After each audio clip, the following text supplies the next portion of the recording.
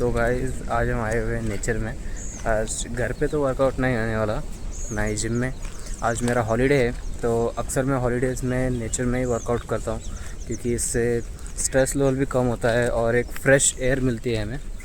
इसकी वजह से मैं हमेशा नेचर में ही वर्कआउट करना पसंद करता हूँ हॉलीडेज़ में, कि यहाँ पर खुली हवा, सांस और ये पहाड़ों के बीच में वर्कआउट करने में अलग ही मज़ा आता है मुझे।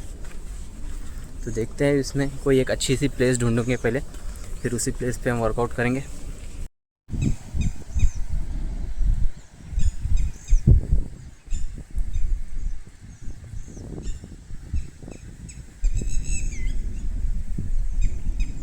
तो नेचर में वर्कआउट करना मुझे इसलिए पसंद आता है क्योंकि इसमें काफ़ी मुझे फ्रेश एयर मिलती है, पहली चीज़ तो, जो हर जगह पे नहीं मिलती आजकल, वो भी मुंबई जैसे प्लेस में। सो गाइज़, एकदम ठंडी हवा चल रही है, एकदम फुल फ्रेश हवा, जैसी हवा मुझे पसंद आती है।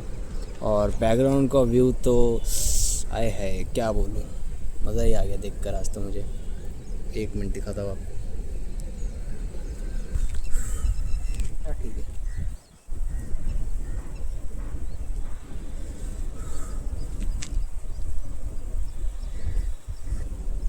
तो सबसे पहले जो मैं चीज़ कर रहा हूँ, इसे बोलते हैं वार्म अप।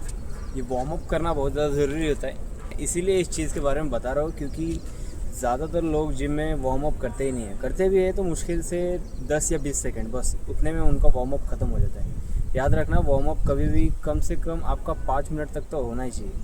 अपने बॉडी को पूरा स्ट्रेच करो यार, उसके बाद वर्कआउट स्टार्ट करो। या फिर मसल क्रैम्प्स आने के रीज़न यही होते हैं कि हम वार्म अप ही अच्छे से नहीं कर पाते।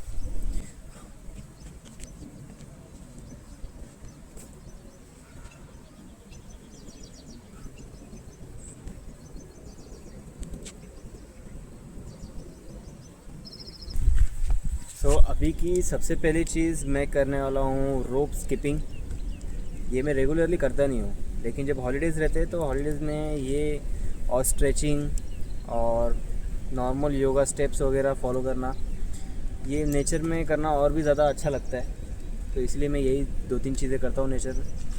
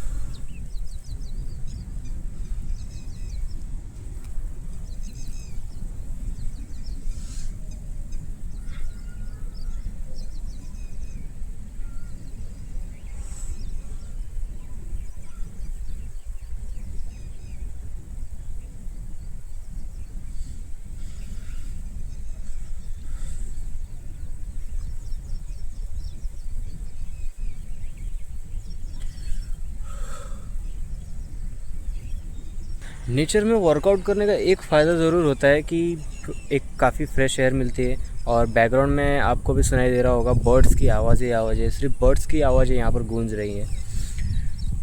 बहुत ही फ्रेश फील हो रहा है गाइस, ठंडी ठंडी हवा चल रही है, सामने नदी के सामने वर्कआउट किया है मैंने।